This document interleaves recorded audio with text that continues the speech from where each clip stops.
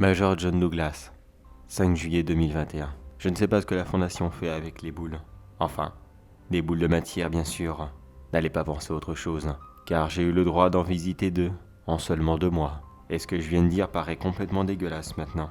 Décidément, j'ai les esprits mal placés sans même m'en apercevoir.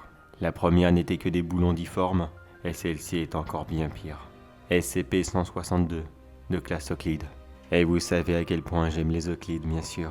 Comme je l'ai dit, SCP-162 n'est qu'une espèce de masse en forme sphérique.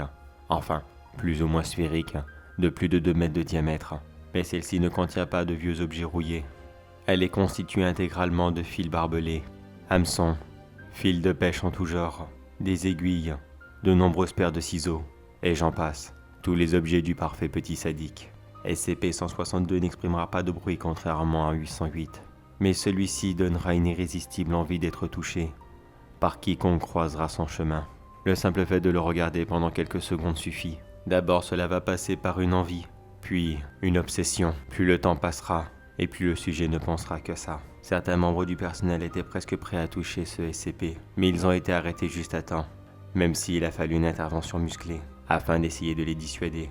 Bien souvent, cette obsession reste pendant des semaines. Le sujet contaminé ne pense qu'à ça, retourner à la salle d'isolement et toucher SCP-162. Mais oui, malheureusement, cela est quand même arrivé. Je n'ai pas été témoin de quelqu'un qui a touché SCP-162, mais j'ai lu les rapports des accidents, et croyez-moi que cela n'est pas beau à imaginer. Les sujets entrant en contact avec SCP-162 se feraient immédiatement attraper par son arsenal mortel. Plus le sujet se débattra, et plus il sera pris dans son emprise, jusqu'à en être complètement enseveli. À ce moment, il passera sous plusieurs émotions. L'extrême douleur, la peur, où il essaiera d'appeler à l'aide, et, la plus étrange, l'extase. Comme si SCP-162 apportait un plaisir sadisme à tous ceux qui entrent en contact avec lui, surtout ceux qui en étaient complètement obsédés. Mais finalement, tous les sujets restant bloqués sur lui finiront par connaître une longue et douloureuse mort, bien souvent à cause d'hémorragies ou des blessures devenues beaucoup trop profondes. Très peu ont réussi à en échapper.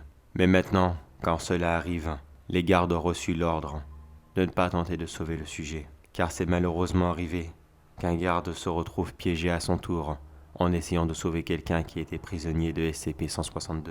C'est malheureux à dire, mais si cela arrive, il faut simplement le regarder et le laisser mourir. Je n'ai pas directement intervenu sur SCP-162. C'était une simulation que moi et mon équipe avons fait. Nous devions simplement apprendre à refaire l'isolement de SCP-162 afin d'être sûr que personne n'entre en contact avec lui. Même s'il ne peut pas bouger, cette masse géante a quand même un pouvoir attractif très puissant sur les gens. Aujourd'hui, il est complètement isolé dans un récipient en acier, et pratiquement personne n'a le droit de le manipuler. Sauf avec des protections lourdes, bien sûr. Après tout, il faut quand même continuer à faire des expériences. Tout ça pour la science. C'est vrai que je vais me répéter, mais si ça ne tiendrait qu'à moi, celui-ci aussi serait parti à l'incinérateur. Ou alors au recyclage. Quel bon débarras. Surtout, à quoi ça peut bien leur servir de garder des SCP dans ce genre? Lui et 808, tous les deux à la benne. La seule chose que j'ai envie de rajouter sur ces 2 SCP, et ça sera la seule pointe d'humour que je ferai dessus, c'est qu'à partir de maintenant, je les surnommerai les testicules de la mort. Il faut bien avoir un peu d'humour dans ce domaine, sinon croyez-moi qu'on devient vite fou.